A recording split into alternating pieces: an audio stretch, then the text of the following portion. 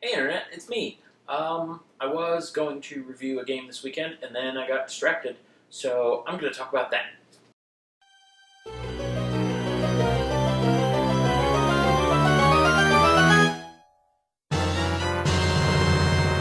Okay, so first I'll address the fact that I'm leaning back all casual and odd instead of leaning forward like I'm actually engaging and talking to you. And that's because when I lean forward, there's no light. My face looks all weird. But if I do this, you can actually see me, and there's lights. Because that's how the crappy lighting in this room is set up, and I'm way too lazy to set up proper lights. So anywho, basically, I'm going to rewind a bit. Game collecting in the last couple years has seen a bit of a renaissance. A lot of people are going after retro and classic games, and ones that used to be somewhat rare and expensive are now very rare and expensive. Mostly because people that collect those kinds of games, and specifically physical games, like myself, are buying them all and then hoarding them all like nerdy loser dragons. And because of that, these games aren't on the market anymore. So when you do find a copy, it goes for a butt ton of money.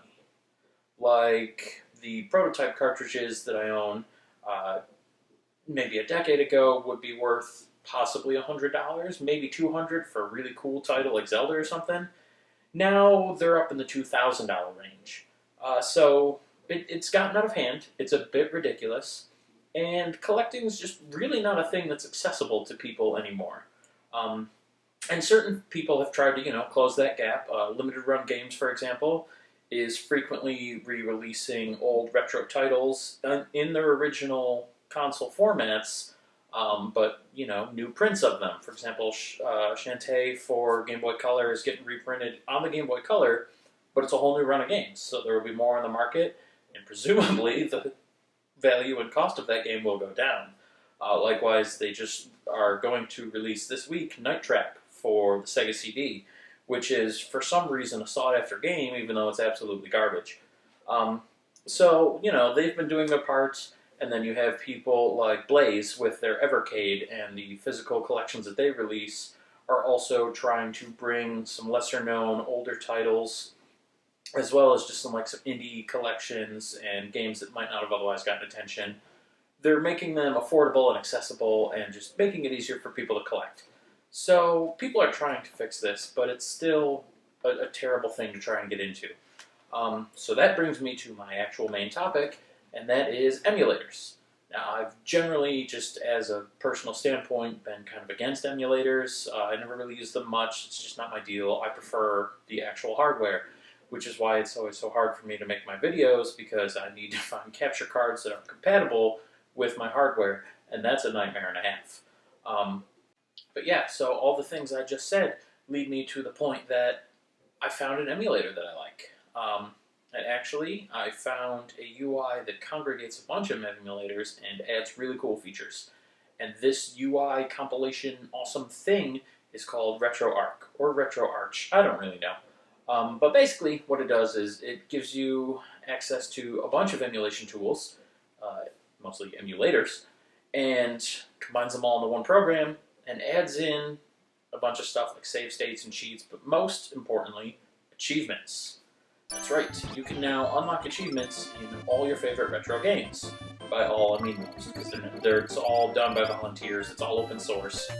So there are some games where achievements don't exist. But for the most part, the ones you care about, stuff like, Legend of Zelda and all the Super Mario Brothers, Dragon Warrior, and Sonic the Hedgehog, and Mega Man, all these games have achievements now. And you take your ROM, you load it, whatever thing, and you play it, and then they pop up, and it's great. And it does. They have this in, the NES, the Game Boy, Genesis, Super Nintendo, even some more obscure things, well, not obscure, but even lesser cared about things like the Lynx, the Jaguar, the Sega CD, the Saturn. It's honestly pretty great.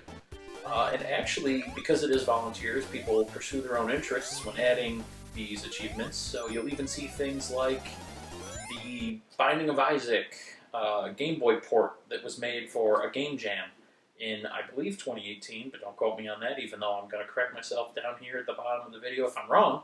But that has achievements. And it's just awesome. You get to track your achievements online with leaderboards, And they also have something called hardcore mode, where if you turn that on, it disables the ability to use save states or game genie codes or any kind of cheats or modifications that wouldn't exist on the proper hardware. So basically, if you unlock achievements with hardcore mode, it notates that to prove that you achieved those things the way you would have had to if you were using the real console.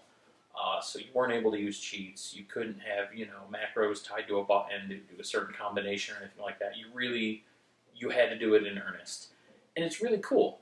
I mean, retro games are always fun, and I can't even tell you how much I sidetracked myself and just nerded out to classic music and themes while trying to record for this video. But it's great to play those games and get not only the waves of nostalgia, but also just the extra little bits of personal achievement when you pop an achievement. Yeah, it's really fun. It's great, and because it's on the PC, you can use whatever controllers you like. The Xbox controllers are the only choice that makes sense because they are the most comfortable.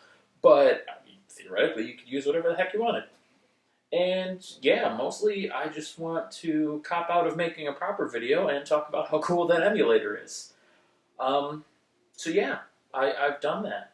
And I really don't know what else to say here because I didn't script this one because I really wasted way too much time this weekend playing with that emulator. So this was a video, and I'm going to go back to doing that. Yep.